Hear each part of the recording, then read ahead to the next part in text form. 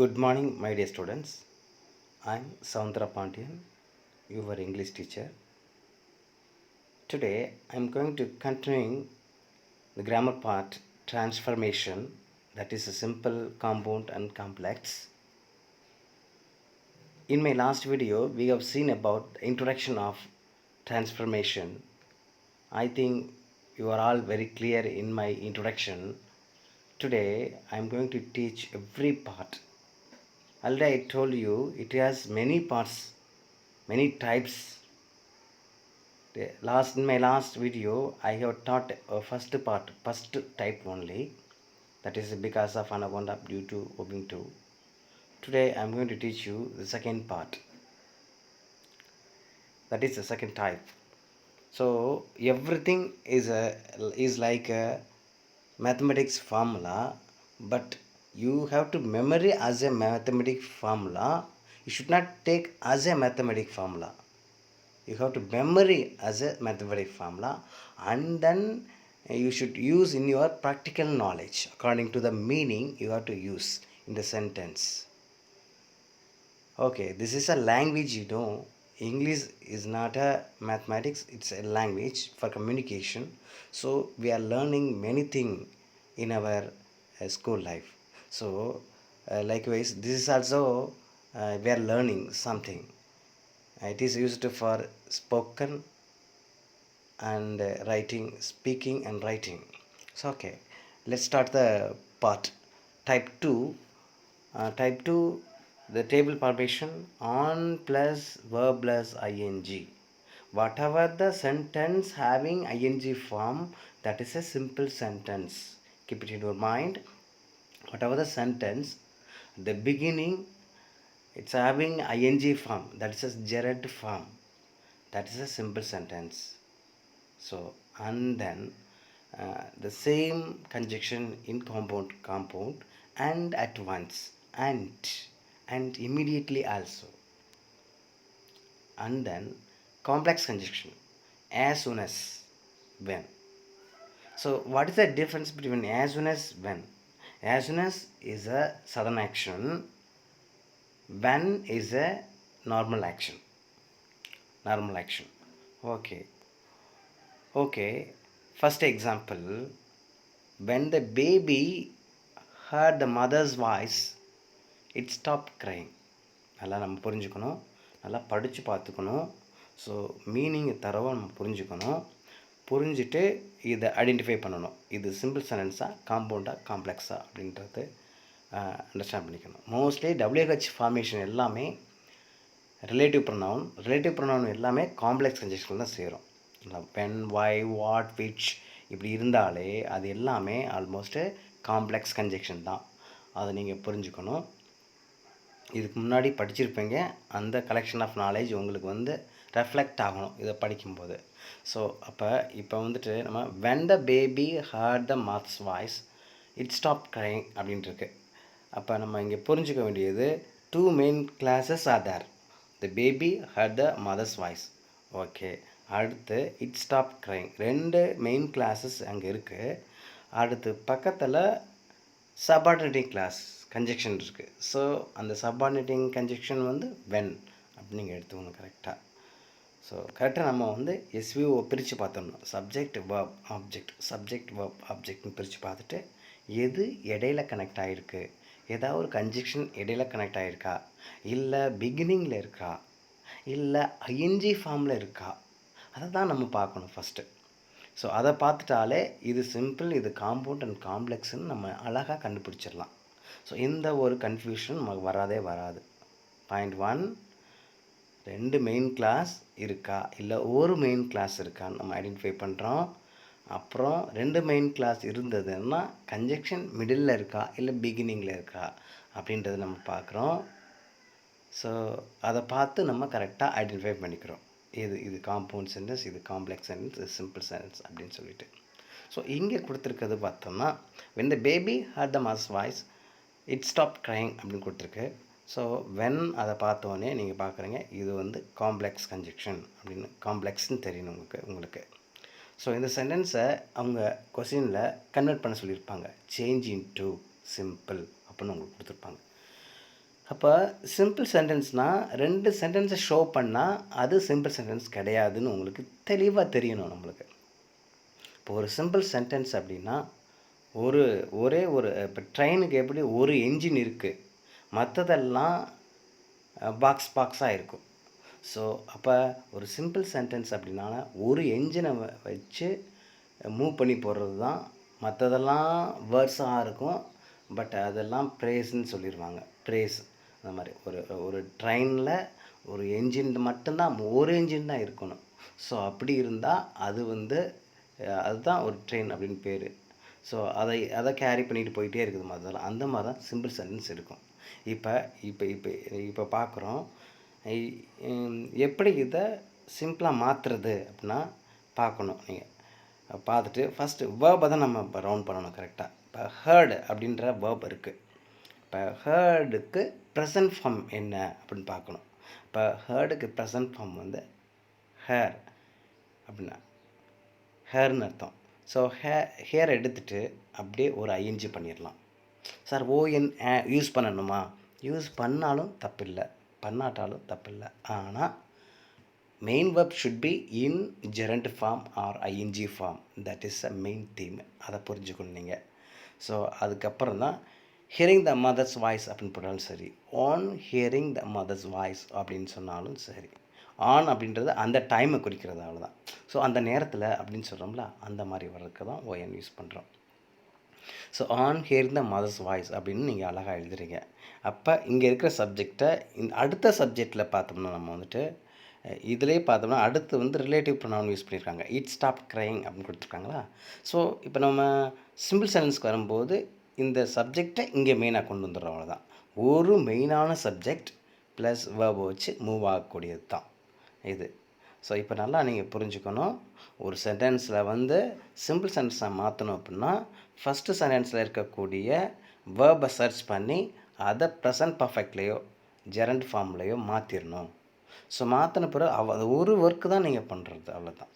So மாற்றிட்டிங்கன்னா அப்படியே இருக்கிறத அப்படியே எழுதிடணும். செகண்ட் இருக்கக்கூடிய மெயின் கிளாஸில் ப்ரொனவுன் கொடுத்துருப்பாங்க, அதை மெயின் நவுனாக மாற்றினா தட்ஸ் ஆல் ஓவர். அப்போ ஒரு டேர்ம்லேருந்து நம்ம இன்னொரு டேர்முக்கு போகும்போது மற்ற சென்டென்ஸில் உள்ள இப்போ காம்பவுண்ட் அண்ட் காம்ப்ளெக்ஸ் டேர்ம்ஸில் உள்ள கன்ஜெக்ஷன் இருக்கான்னு நம்ம பார்த்துடணும். அது இருந்துச்சுன்னா எடுத்துடணும், வேணாம் இருக்கும் அதை ரிமூவ் பண்ணிடணும். ஸோ அதையும் வச்சு இதையும் வச்சு நீங்கள் எழுதுனீங்கன்னா தவறுதலாகிடும், சரியா? அது தவறான ஒன்று. ஸோ இப்போ அடுத்து எக்ஸாம்பிள் நம்ம பார்த்தோம்னா, ஓகே, இப்போ ஆன் யூஸ் பண்ணி hearing the mother's voice the baby stop க்ரைன்ற முடிச்சிடறோம். ஓகே, உங்களுக்கு 2 மார்க்ஸ் ஓகே ஆகிடுது. அப்புறம் இதே மாதிரி சிம்பிள் சென்டென்ஸில் கொடுத்துட்றாங்க. இந்த மாதிரி on hearing the mother's voice அப்படின்னு கொடுத்து இந்த பேபி ஸ்டாப் க்ரைன்னு கொடுத்துட்றாங்கன்னா நம்ம அதை எப்படி மாற்றுறது அப்படின்னு பார்த்தோம்னா பார்க்குறோம். இந்த பேபி ஸ்டாப் க்ரைங்கிற சென்டென்ஸ் மட்டும் தனியாக தெரியுதுன்றது உங்களுக்கு தெரியும், கண்டிப்பாக தெரிஞ்சு ஆகணும். அப்போ தான் நம்ம படிக்க கிராமர் படிக்க இன்ட்ரெஸ்ட் வரும். இது என்ன சென்டென்ஸ்னே தெரியாமல் இருந்தால் நல்லா இருக்காது. மீனிங்ஸும் தெரிஞ்சாகணும். அதில் எது மெயின் கிளாஸ் அப்படின்றதையும் நீங்கள் கண்டுபிடிச்சணும். அப்போ on hearing the mother's voice அப்படின்ட்டு இருக்கும்போது அதில் சப்ஜெக்ட்டு வேர்பு ப்ராப்பராக இல்லை அப்படின்னு உங்களுக்கு தெரியணும். அடுத்து இந்த பேபி ஸ்டாப் க்ரையிங்கில் தான் சப்ஜெக்ட் வேர்பு எல்லாம் ப்ராப்பராக இருக்குது, ஒரு மெயின் கிளாஸாக இருக்குது. அதாவது ட்ரெயினில் ஒரு என்ஜினாக இருக்குது. ட்ரெயின் பின்னாடி ஒரு ட்ரெயின் என்ஜின் இருக்குது, அதுக்கு பின்னாடி 20-30 பாக்ஸை ஜாயின் பண்ணாலும் அது தனியாக மூவ் ஆகாது இல்லையா? ஸோ அந்த மாதிரி தான் அந்த on hearing the mother's voice. அது எப்போ அதுக்கு உயிர் பெறும், மீனிங் வரும் அப்படின்னு பார்த்தோம்னா இந்த பேபி ஸ்டாப் க்ரையிங்க படித்து பார்த்தா தான் தெரியும். ஸோ அங்கே தான் என்ஜினே இருக்குது, ஸோ அதோட ஜாயின் பண்ணியிருக்கு. அப்போ இதுக்கு என்ன மீனிங் நம்மளுக்கு தெளிவாக தெரியும். அப்போ இந்த பேபி தான் அந்த மதர்ஸ் வாய்ஸுக்கு ஹேர் பண்ண உடனே அழுகை நிறுத்திருச்சு அப்படின்னு சொல்லிட்டு நம்ம புரிஞ்சுக்கிறோம். ஸோ அந்த மாதிரி தான் அதுக்கு தான் நான் ஒரு ட்ரெயினை ஒரு எக்ஸாம்பிளுக்கு சொல்கிறேன். அது ஒரு ட்ரெயின் எதுக்கு பொருந்தும்னா சிம்பிள் சென்டென்ஸுக்கு பொருந்தும் கண்டிப்பாக. ஸோ அடுத்து அப்போ இந்த சிம்பிள் சென்டென்ஸ்லேருந்து நம்ம பார்க்குறோம், சப்ஜெக்டே காணாமல் என்ன பண்ணுறது அப்படின்னு தேடுறீங்க. ஸோ இந்த பேபி அப்படின்றதில் செகண்டில் இருக்கக்கூடிய மெயின் கிளாஸில் அழகாக அந்த பேபி ஸ்டாப் க்ரையிங்னு அழகாக இருக்குது. அந்த சப்ஜெக்டை ஃபஸ்ட்டு எடுக்கிறீங்க. எடுத்த பிறகு சப்ஜெக்ட் மட்டும்தான் இங்கே காணோம், அதை எடுத்துக்கிறீங்க. இப்போ வேர்ப்க்குரிய குவாலிட்டி இந்த ஜெரண்ட் ஃபார்மில் இருக்குது, ஹியரிங் அப்படின்னு இருக்குது. ஸோ அதுக்கு என்ன யூஸ் பண்ணுறதுன்னு பார்த்தோம்னா, செகண்டில் உள்ள அந்த வேர்பை பார்த்து தான் நம்ம செலக்ட் பண்ணணும். செகண்டில் உள்ள வேர்ப் வந்து இந்த பேபி ஸ்டாப்டு க்ரேயிங் இருக்குது. ஸ்டாப் அப்படின்றது பாஸ்ட் டென்ஸ். ஸோ அந்த பாஸ்ட் டென்ஸாக தான் நம்ம இங்கே ஃபஸ்ட் எழுதும்போது இந்த ஹியரிங் அப்படின்றதுக்கு சிம்பிள் பாஸ்ட் தான் நம்ம கொடுக்கணும்.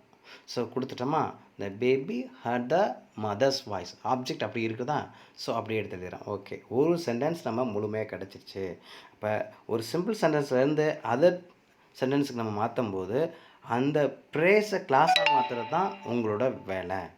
ஸோ அதுதான் முக்கியம், ப்ரேஸை கிளாஸாக மாற்றணும். That is the main theme இது. அப்போ ப்ரேஸை கிளாஸாக மாற்றியாச்சுன்னா ஒன்றும் பிரச்சனை இல்லை, ரொம்ப ஈஸியாகிடும்.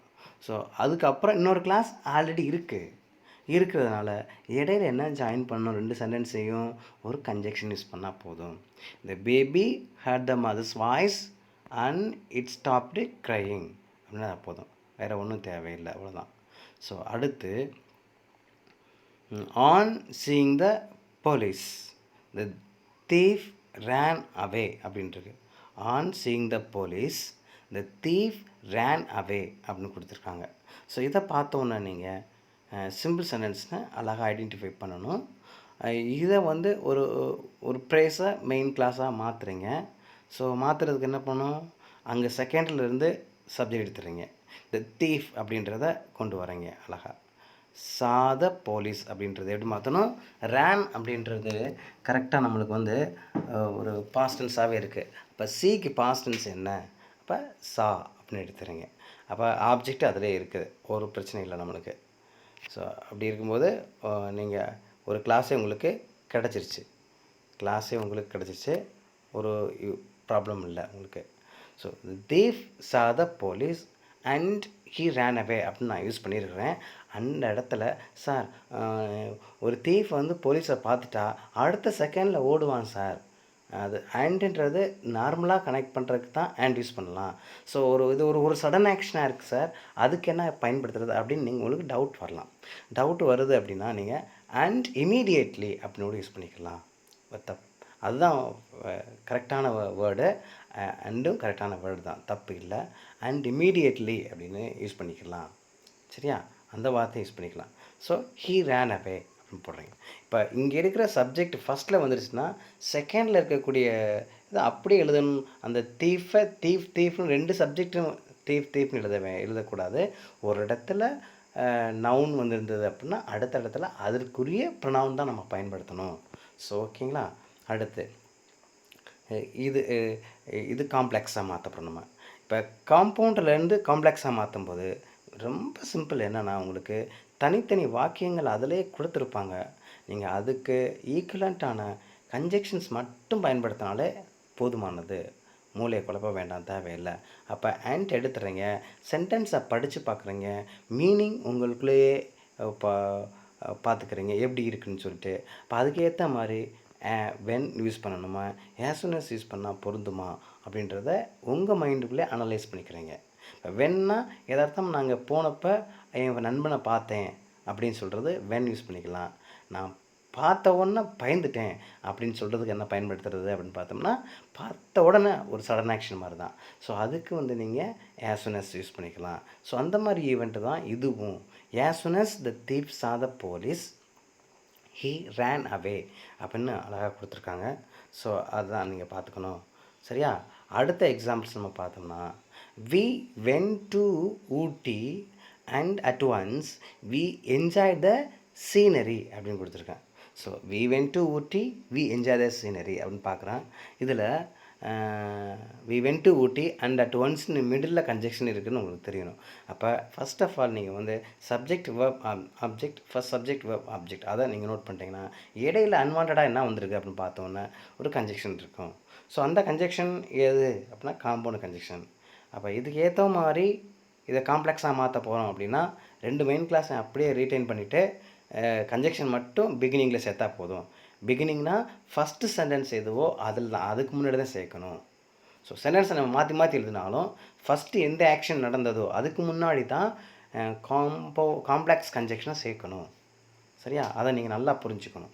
ஸோ எந்த எந்த எந்த பக்கம் காம்ப்ளெக்ஸ் சென்டென்ஸ் சேர்க்கணும்னா ஃபஸ்ட் ஈவெண்ட்டுக்கு முன்னாடியே சேர்க்கணும். இந்த ஃபஸ்ட் ஈவெண்ட் வந்து பிகினிங்கில் நீங்கள் எழுதுறது எப்படி வேணாலும் எழுதிக்கலாம், அது தப்பே கிடையாது. ஸோ அடுத்து இதே சிம்பிளாக மாற்றுறாங்க. ஸோ வி வென் டு ஊட்டின்னு இருக்குது, அதில் வேர்பை ரவுண்ட் பண்ணுறீங்க, வென்ட்டு தான் வேர்பு. அப்போ ஓஎன் மட்டும் யூஸ் பண்ணிவிட்டு வென்ட்டுக்கு ப்ரெசன்ட் ஃபார்ம் எடுத்துகிட்டு அப்படியே வென்ட்டுக்கு ப்ரெசன்ட் ஃபார்ம் எடுத்தோம்னா கோ அப்படின்னு எடுக்கலாம். அதுக்கு ஜெரண்ட் ஃபார்ம் யூஸ் பண்ணாலும் சரி, ப்ரெசன்ட் பார்ட்டிசிபிள் யூஸ் பண்ணாலும் சரி, ஐஎன்ஜி யூஸ் பண்ணணும், அதுதான் மெயின் தீம். நீங்கள் நார்மலாக ஐஎன்ஜி யூஸ் பண்ணிடுங்க, அவ்வளோதான் முடிஞ்சு. அது நம்மளுக்கு ஒரு சென்டென்ஸை கட் பண்ணி ப்ரேஸாக மாற்றினாலே அது சிம்பிள்னு ஆகிடும். நல்லா புரிஞ்சுக்கணும். 2 சென்டென்ஸ் இருக்குது, ஒரு சென்டென்ஸை கட் பண்ணி ப்ரேஸாக மாற்றினா அது சிம்பிள் சென்டென்ஸ், அவ்வளோதான். சிம்பிள் டஃப் டிஃபிகல்ட்டு அப்படின்னு நிறைய நினச்சிட்டே இருக்கிறாங்க. That's not very very easy. நல்ல நாலேஜ் இருந்தாலே போதுமானது, கிராமரில் ஒரு இன்ட்ரெஸ்ட் இருந்தாலே போதுமானது. எல்லா கிராமரையும் அப்படியே நம்ம கரைச்சி குடிச்சிடலாம். ஸோ அந்த மாதிரி பாட்டு தான் நம்ம பார்க்குறோம். ஸோ இப்போ இதை நீங்கள் நல்லா பார்த்துக்கிறீங்க. நாளைக்கு அடுத்த கண்டினியூஷன் நாளைக்கு நான் தொடருவேன். ஓகேங்களா? இதை ரைட் பண்ணிக்கிறேங்க, விட்டுறாதீங்க. எல்லாத்தையும் ரைட் பண்ணிக்கிட்டுருங்க. ரெகுலர் கிளாஸ் வரும்போது நான் எல்லாத்தையுமே கேட்பேன், யார் யார் ப்ராப்பராக செய்திருக்கிறாங்க அப்படின்றதுக்கும் பார்ப்பேன். அதுக்கு வந்து இன்டர்னல் மார்க்ஸ் போடும்போது எக்ஸ்ட்ரா மார்க் போடுவேன். சரி, anyway thank you so much my dear students. Thank you.